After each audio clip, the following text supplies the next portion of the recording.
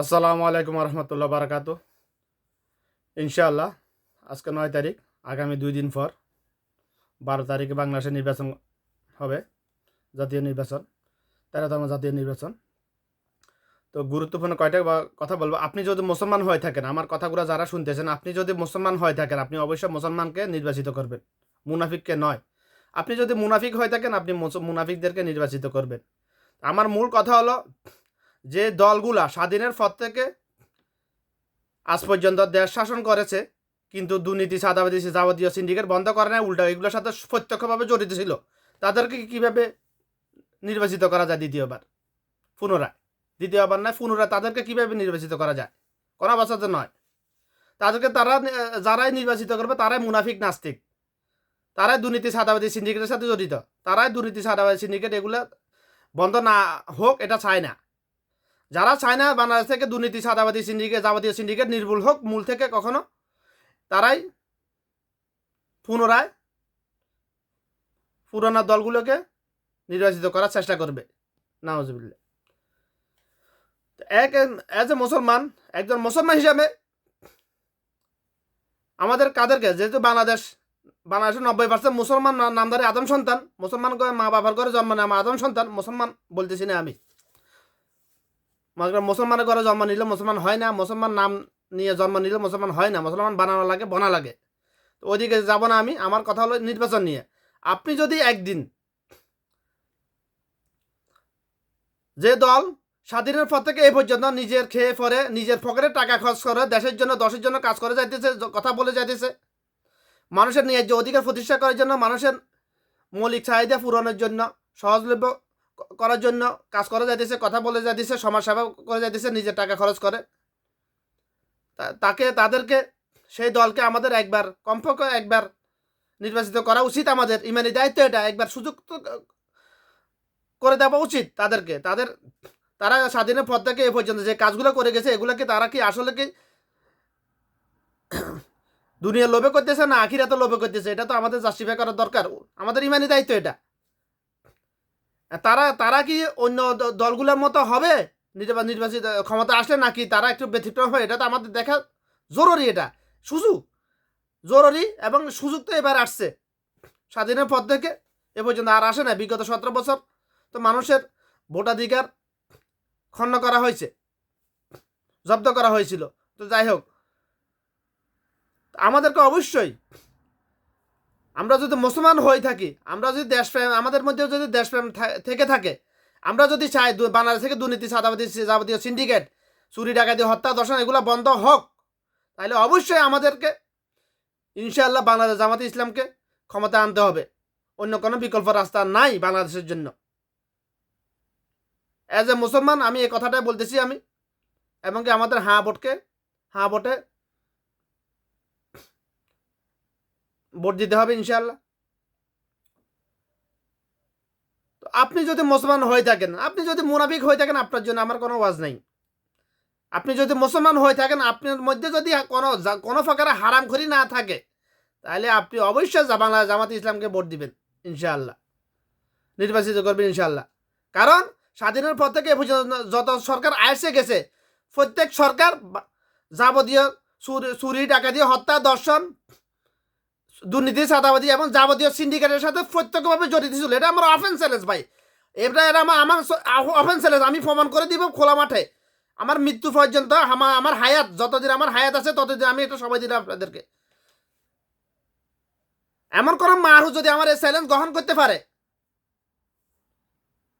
চার দেওয়ালের মধ্যে খোলা মাঠে, খোলা ময়দানে, কোটি কোটি মানুষের সামনে আমি এটা প্রমাণ করে দিব জড়িত ছিল।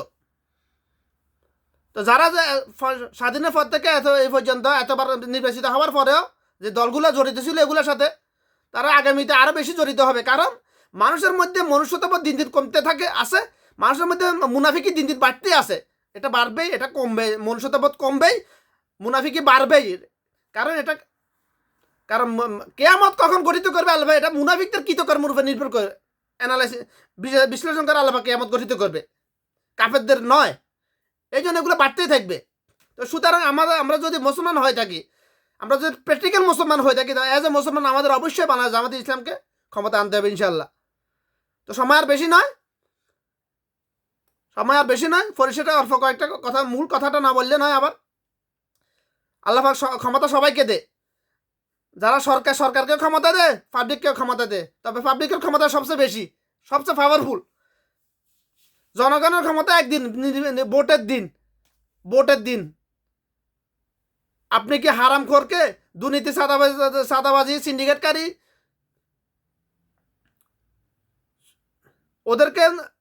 ওদেরকে ক্ষমতায় আনবেন?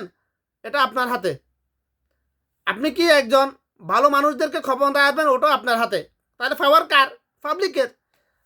পাবলিক যদি নিজের ক্ষমতার অপব্যবহার করে, নিজের ইমান আমানত বিক্রি করে, তাহলে ক্ষমতায় যারা আসবে তারা তো অবশ্যই ইমান আমানত বিক্রি করবেই, দেশ বেশি খাবেই। খেয়ে আসছে তো স্বাধীনের পর থেকে ভাই। বিগত 65 বছর ধরে 13তম নির্বাচন যদি হয়, তাহলে মনে করেন 65 বছর, আর প্লাস মাইনাস বাদ দিয়ে দিলাম, 65 বছর ধরে যত সরকার আসে গেছে সবাই প্রত্যক্ষভাবে জড়িত ছিল দুর্নীতি, চাঁদাবাজি, জাতীয় সিন্ডিকেটের সাথে, চুরি, ডাকাতি, হত্যা, দর্শনের সাথে। কারণ তারা এগুলো মূল থেকে নির্মূল কেন জড়িত ছিল? প্রমাণ, তারা এগুলো মূল থেকে নির্মূল করার জন্য কোনো কাজ করে নাই, কোনো কথা বলে নাই। কি বলেছে সর্বোচ্চ? তাদের ওই দলগুলোর কোনো হারামখোর অমানুষ যদি কোনো অপকর্ম করে, কি বলেছে? আমরা ওকে বহিষ্কার করি, দল থেকে বহিষ্কার করেছি। এটা তাদের বিচার, নাউজুবিল্লাহ, এটা তাদের বিচার। প্রকাশ্যে দিবে লোকে, কত হাজার হাজার লক্ষ লক্ষ মায়ের সন্তান খুন হয়েছে, হত্যা হয়েছে, কিন্তু একটারও বিচার হয়নি আজ পর্যন্ত। এতগুলো সাধারণ পাবলিক কথা বাদে দিলাম, আমার মেজর সিনহার হত্যার বিচার হয়েছে? হয় নাই। গত 1.5 বছরের মধ্যে প্রকাশ্যে এতগুলো হত্যা, দর্শন হয়েছে, প্রমাণিত হয়ে গেছে, এগুলা একটা বিচার হয়েছে? হয় নাই। যদি আল্লাহ কখনো চায়, ইনশাআল্লাহ, যদি আল্লাহ কখনো কোনো জায়গা নিয়ে বসায়, ইনশাআল্লাহ ওমরের শাসন কাকে বলে এটা বাঙালি জাতিকে দেখাই দিব ইনশাআল্লাহ। আমার লক্ষ্য উদ্দেশ্য ওটাই, দুনিয়ার লোভে নয়, আখিরাতের লোভে, ইনশাআল্লাহ। তো যাই হোক, কথা লম্বা করলেন না, আগে 2 দিন পরে আপনার ইমান আমানত রক্ষা করুন ইনশাআল্লাহ। 500 টাকা, 1000 টাকার জন্য, 5000 টাকার জন্য ইমান আমানত বিক্রি করবেন না। আপনি একদিন, ভোটের দিন, আপনি যদি একদিন সিন্ডিকেট করেন, ওরা 5 বছর সিন্ডিকেট করবে। আপনার ক্ষমতার অপব্যবহার করে আপনি যদি একদিন সিন্ডিকেট করেন, অর্থাৎ আমার ভোট আমি দেবো, যাকে খুশি তাকে দেবো, 500 টাকা, 1000 টাকা যে দেবে তাকে ভোট দেবো আমি, এটা সিন্ডিকেট। যে দল আপনার থেকে ভোট কেনার জন্য 500 টাকা খরচ করবে, সেই দল 5 বছরে আপনার থেকে 5 লক্ষ, আপনার পরিবার থেকে 5 লক্ষ টাকা আদায় করে নিবে। কিভাবে? শুধুমাত্র আলু পেঁয়াজের কথা বলেছিলাম আমি। আলু পেঁয়াজের সিন্ডিকেট করে, যেমন 50 টাকার পেঁয়াজ হঠাৎ করে 200 টাকা, 250 টাকা করে দিয়েছে। মাত্র বেশি দিন লাগে না, মাত্র 1 সপ্তাহে কত হাজার কোটি টাকা আত্মসাৎ করতে পারে জানেন জনগণ থেকে। হিসাব করে দেখবেন, ক্যালকুলেটর যারা হিসাব বুঝেন। আলুর কেজি 20 টাকা, 20 টাকা হঠাৎ করে 80 টাকা, 100 টাকা হয়ে গেছিল। তো হয়েছে না? আমি তো আজগবে কিছু বলতেছি না। 20 টাকার আলু হঠাৎ করে 100 টাকা করে দিয়ে মাত্র 1 সপ্তাহ রাখবে। কারণ এই দুইটা জিনিস ছাড়া মানুষ অচল, মানুষের খাদ্যাভ্যাসের মৌলিক চাহিদা পূরণ করতে পারবে না আলু পেঁয়াজ ছাড়া। আলু, পেঁয়াজ, ডিম, এই 3টা লাগবেই, আর মসুর ডাল। আমি বেশি কিছু বললাম না, শুধু আলু আর পেঁয়াজের কথা বললাম। 20 টাকার আলু 100 টাকা করে দিয়ে মাত্র 1 সপ্তাহের মধ্যে কত হাজার কোটি টাকা আত্মসাৎ করতে পারে জানেন এই সিন্ডিকেটের মাধ্যমে? কারা করে? এরা, সরকার করে। তো এই জন্যই আপনি যদি একদিন সিন্ডিকেট করবেন না, একদিন সিন্ডিকেট করে 5 বছর সিন্ডিকেটকারীদেরকে ক্ষমতা আনবেন না ইনশাআল্লাহ, নাউজুবিল্লাহ। আপনি একদিন সিন্ডিকেট না করে, আপনার ইমান আমানত রক্ষা করে 5 বছর যারা সিন্ডিকেট বন্ধ করবে তাদেরকে ক্ষমতা আনুন ইনশাআল্লাহ। বাংলাদেশ জামাত ইসলামকে একবার ক্ষমতা আনা দেখা আমাদের ইমানি দায়িত্ব এটা। কারণ মানুষকে চিনা যায় তাদের সাথে লেনদেন করলে, একসাথে খাইলে শুইলে। তো যারা এখন কখনো ক্ষমতায় আসে নাই, তারা কি আসলে কি ভালো না খারাপ কিভাবে বুঝবো আমরা? এই জন্য ক্ষমতা আনা দরকার, আমাদের ইমানি দায়িত্ব এটা। তো কথাগুলা বেশি বেশি করে শেয়ার করে দেবেন ইনশাআল্লাহ, দেশের সাথে, দশের সাথে ইনশাআল্লাহ। কারণ সিন্ডিকেট বলতে কত ভয়াবহ এটা আপনারা বুঝতে পারবেন না। যারা দেশে আছে তারা এগুলো জানেও না, বুঝে না। মুদ্রাস্ফীতি বাংলাদেশে আল্লাহ পাক কত যে প্রাকৃতিক সম্পদ দিয়েছে পৃথিবীর অন্য কোনো দেশে নাই এত সম্পদ, কিন্তু একমাত্র দুর্নীতি সাদাবাজি সিন্ডিকেটের কারণে কারেন্সি শুধু মুদ্রাস্ফীতি হইতেই আছে, শুধু হইতেই আছে। বা কেন শুধু বাংলাদেশের টাকার মান কেন কমবে? এই যে এসব দেশের টাকার মান তো কমতেছে না। টাকার মান কেন কমবে? যে দেশের জনসংখ্যা সবচেয়ে বেশি, পৃথিবীর সবচেয়ে একটি দেশের সবচেয়ে বড় সম্পদ হচ্ছে জনসম্পদ। তো বাংলাদেশের তো জনসংখ্যার এত গণহার, এত ঘনবসতি চীনের মতো অন্য কোনো দেশে নাই আর। তো যাই হোক, ইনশাল্লাহ একদিন সিন্ডিকেট না করে একদিন ডাল ভাত বিরিয়ানি না খাবার লোভটা ছাড়ুন, খালি শুধু একদিন বিরিয়ানি খাবেন না, একদিন প্রয়োজন রোজা থাকুন। তো স্পষ্ট এটা প্রমাণিত।